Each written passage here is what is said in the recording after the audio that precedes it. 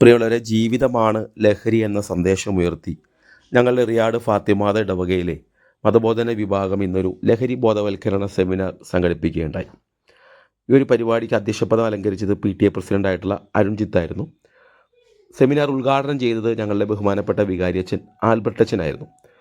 സെമിനാറിന് class നയിച്ചത് തിരക്കൽക്കിടയിൽ നിന്ന് class എടുക്കാനായിട്ട് ഞങ്ങൾക്ക് വന്നത് തീരദേശ പോലീസ് സ്റ്റേഷനിലെ സർക്കിൾ ഇൻസ്പെക്ടറായിട്ടുള്ള ആദം ഖാൻ സാറാണ്. അദ്ദേഹം ലഹരിയെക്കുറിച്ചുള്ള കാര്യങ്ങളൊക്കെ കുട്ടികളുമായിട്ട് പങ്കുവച്ചു. ഒരുപാട് ചിന്തകൾ അദ്ദേഹം പറഞ്ഞു. നമ്മൾ മറ്റുള്ള ചീത്ത വഴിയുള്ള ലഹരികൾ അടിമപ്പെടാതെ നമ്മുടെ ജീവിതമാണ് ലഹരി എന്ന ആ ഉദ്ദേശം കൈകൊണ്ട് അത് പ്രാവർത്തികമാക്കാൻ വേണ്ടി നമ്മൾ ശ്രമിക്കുക. ഒപ്പം അദ്ദേഹം ലഹരി വിരുദ്ധ പ്രതിജ്ഞ കുട്ടികൾക്ക് ചൊല്ലിക്കൊടുത്തു.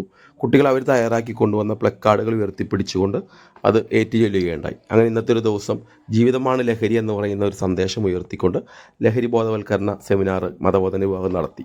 എച്ചമായിട്ടുള്ള ആൻസി ജിപ്സനും ഞങ്ങളുടെ ഇടവകയിലുള്ള ജിനി ജെയ്സനൊക്കെയാണ് ഈ പ്രോഗ്രാമിന് നേതൃത്വം നൽകിയത്.